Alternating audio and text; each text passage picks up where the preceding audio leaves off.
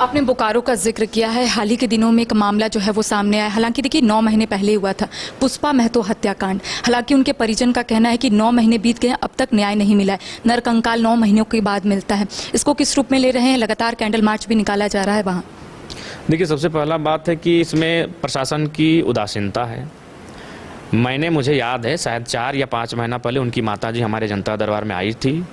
हमने वहाँ से पिंडरा जोड़ा थाना प्रभारी को फ़ोन किया और हमने एक ही बात कहा। मैं आपको बताना चाहूँगा, पिछले 1 साल में विधायक बनने के बाद मैं जितने भी मर्डर केसेस, अपहरण के केसेस में गया, मैंने वहाँ के थाना प्रभारी को हिंट दे दिया था कि आप इस एंगल को खंगालिए। तो मैंने उनको स्पष्ट कहा कि जिस लड़के को इनकी माँ आरोप लगा रही है, आप उनको थाना बुलाइए और धमकाइए। हम बोले हैं कि उसको धमकाइए, फटकार लगाइए, इसको डांटिए, वो बोल देगा कि लड़की कहाँ उल रखा है। क्योंकि हम लोग अनुमान ये लगाए थे कि शायद वो भगा के कहीं अन्य प्रदेश में शिफ्ट हो चुके हैं, जीवन यापन वो अपना करेंगे एक दूसरे के साथ। कहा जा रहा था पुणे में दिखी है। हाँ, हम लोग भी यही अनुमान किए थे, क्योंकि एक दूसरे से वो प्रेम करते थे और कोई गांव देहात का लड़का तो इतना क्रूर नहीं होगा कि वो हत्या कर सकता। हमने पहले ये सोचा था। जब उनकी माताजी हमारे पास आई जनता दरबार में, तो हमने ये सोचा था। तभी हमने उनको पिंडरा थाना प्रभारी को कहा कि आप उसको बुलाइए और डांट फटकार करिए। देखिए, अगर उनको वैवाहिक बंधन में बंधना है तो समाज को लेकर बंधे, क्योंकि माँ उसकी विचलित है, क्योंकि वो दिख नहीं रही है बेटी, तो जाहिर सी बात है माँ के अंदर एक भय है, तो इसलिए उसको बुलाइए। लेकिन उसके बाद भी हम देखें कि उनकी ओर से जो कार्यशैली थी वो चिंताजनक थी। और वही नहीं, हम कई जगहों पर हमारे अभी अगर आप नावाडी क्षेत्र की बात कीजिए तो 2 हत्या के केस पेंडिंग चल रहे हैं। हमने एसपी को कभी कहा कि साहब ये सब हो क्या रहा है। अब हर बार में अगर आप लोग को हाईकोर्ट ही फटकार लगाए तब आप लोग जांच पड़ताल कीजिएगा, तो ये उचित नहीं है। कम से कम आप लोग को सिंसियर रहिए।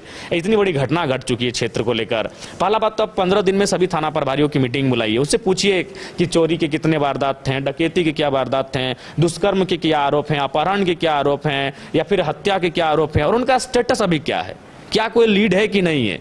इन पर चर्चा ही नहीं होता है। अभी चर्चा होता है कि तुम्हारे क्षेत्र में जो बालू का गाड़ी पार हुआ तो वसूली कितना हुआ, सीएमओ से डिमांड है, हमको लाके दीजिएगा तभी ना वहां पहुंचाएंगे।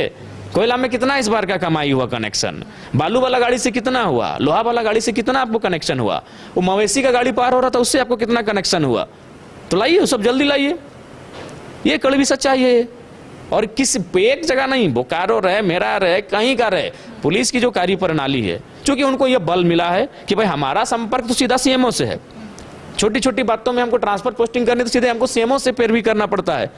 एक एसपी ने हमको अपनी व्यथा सुनाई, बहुत कम उम्र के एसपी थे, अंडर 35, बोले विधायक जी हम दोनों एक उम्र के हैं और कसम से दिल में इच्छा है कि बहुत अच्छा करें। जो स्टूडेंट लाइफ में हम लोग थे, जब फिल्मों को देखते थे तो मन में करता था कि यार बड़ा होकर कोई पुलिस सेवा में जाएंगे और अच्छा करेंगे। लेकिन कसम से जब से हम एसपी बने हैं, एक पुलिस कप्तान है जिला का, लेकिन एक थाना प्रभारी को हम ट्रांसफर करने का अधिकार नहीं है मेरा। ऊपर से सब चिट्ठी आता है, हम लोग खाली साइन करते हैं। एक एसपी बेचारा अपना व्यथा हमको सुना रहा था। ये सच्चाई है।